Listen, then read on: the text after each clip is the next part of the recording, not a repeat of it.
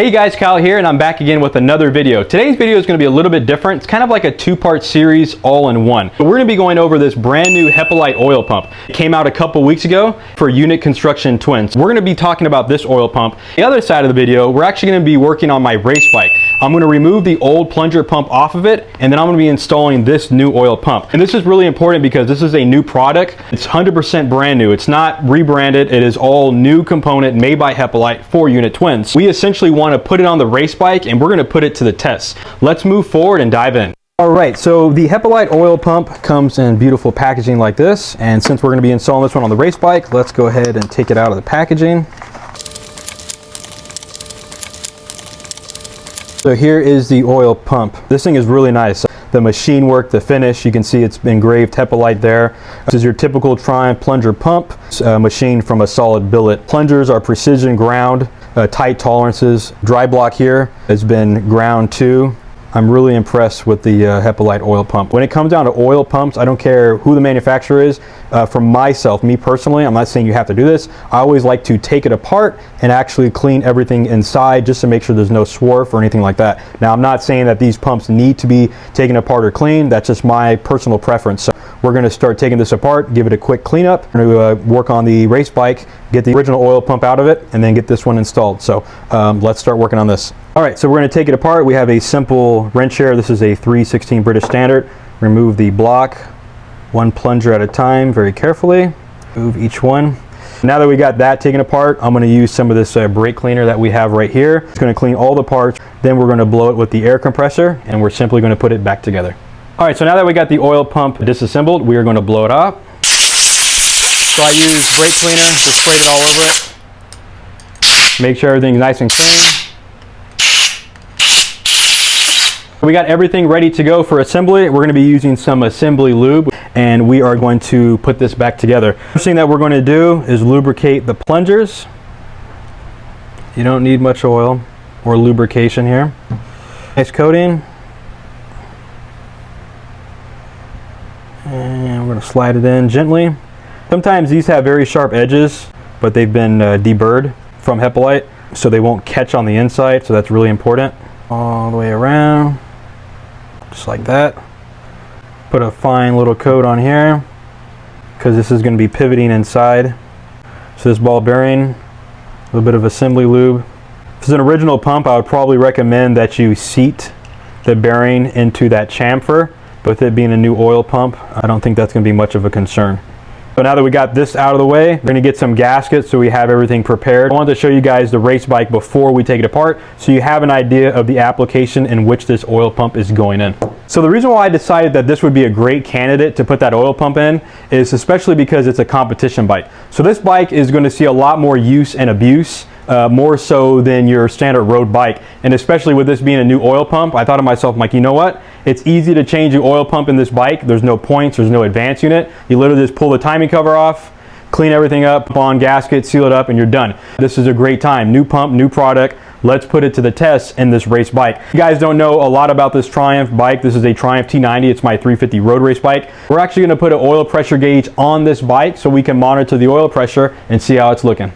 Now that we got the bike lifted, got my oil container here to catch all the oil. Remove all the screws here and pull the timing cover off. A little bit of safety wire here to remove. Got all the screws out the way. We give this a tap with the mallet.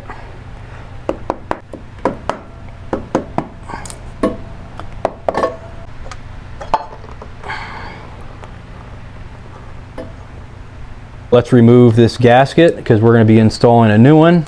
We're going to clean around the gasket surface area before we put a new one on. So let's get our tools and remove the oil pump. Got our 7/16 here, wrench.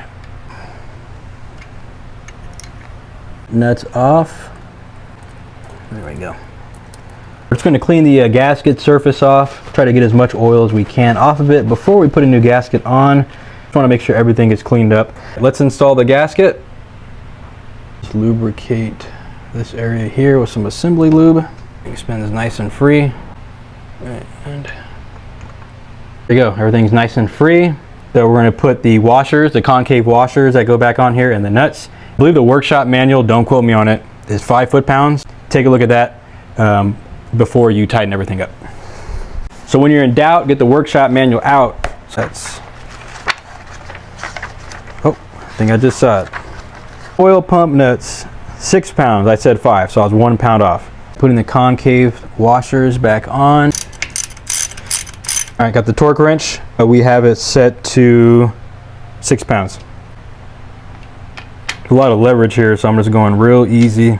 So now that we have the oil pump installed, spark plugs out of the engine, and we're just going to turn it over, put it in 4th gear here, and make sure everything is operating as it should. Actually see how the oil pump works, so it's pretty cool. Everything's nice and smooth. You already see that it's working just with me turning the wheel. All right, so we got a new replacement gasket here. Lamar. When we remove the gasket again, it's going to peel right off, and it's not going to stick to the case.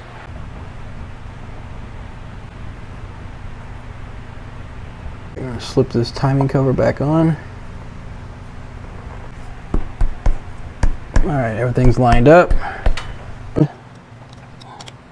We got the new oil pump installed. The last thing that we're going to do is remove this plug here, and this plug will allow you to read or register the actual oil pressure. But not all Triumphs have this, especially the bushing motors. They don't have this. Get all this oil off, and there's a little copper washer here. Put that to the side. Cool tool that we're going to use to be able to measure this. Some of you guys have probably seen it. Maybe you own one, but I'm going to show you that real quick. So stay tuned. We're going to be using this original Triumph Lubrication System test set. That is the proper name for it. It will test the suction, which is your scavenge, and then it will test the oil pressure itself. It's got all the lines right here. This one is going to thread into the timing cover. Let's get that installed, and we're going to get our bike starter on the back wheel so we can turn this thing up and check the oil pressure. Okie dokie, we have the lubrication system test and all the plumbing hooked up down here. We're going to throw the bike starter on the back and get this thing fired up and check the oil pressure. We got the bike starter, the fan, oil pressure gauge tester. Let's get this thing going.